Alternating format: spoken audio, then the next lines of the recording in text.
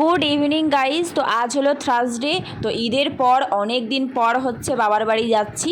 ঈদের পরে মানে 2 সপ্তাহের মতো যাওয়া হয়নি। বাবুর সেরকমভাবে ছুটি ছিল না, তো আজকে একদম ব্যাগ ভর্তি করে সব কিছু জিনিসপত্র গুছিয়ে নিয়ে অটো করে চলে যাচ্ছি হচ্ছে বাবার বাড়ি।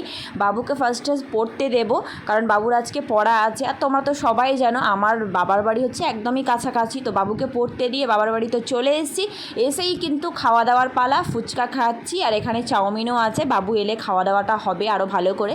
তারপর দেখো বলছি তো খাওয়ার উপর খাওয়া, তারপর চা বিস্কিট চানাচুর এগুলো চলে এসছে। একদম আসর কিন্তু আমাদের জমে উঠেছে।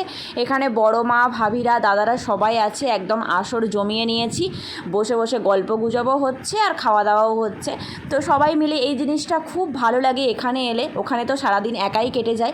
তারপর দেখো রাত্রি হয়ে গিয়েছে, আমরা ডিনার নিয়ে কিন্তু রেডি হয়ে গিয়েছি। মা করেছে এখানে ভাত, ডাল, চিকেন আর হচ্ছে ভেন্ডি আলু ভাজা হয়েছে। তো এটাই আমাদের আজকের রাতের ডিনার। তো এটাই খাওয়া দাওয়া করব। অনেকটাই রাত্রি হয়ে গেছে, গরমও কিন্তু বিশাল পড়েছে। খাওয়া দাওয়াটা করে ঝট করে হচ্ছে শুয়ে পড়বো।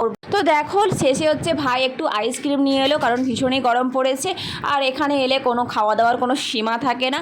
তো যাই হোক আমরা আইসক্রিমটা এনজয় করি আর এর সাথে সাথে ব্লগটা শেষ করে দিচ্ছি। দেখা হচ্ছে নেক্সট ব্লগে। এখনকার মতো গুড নাইট।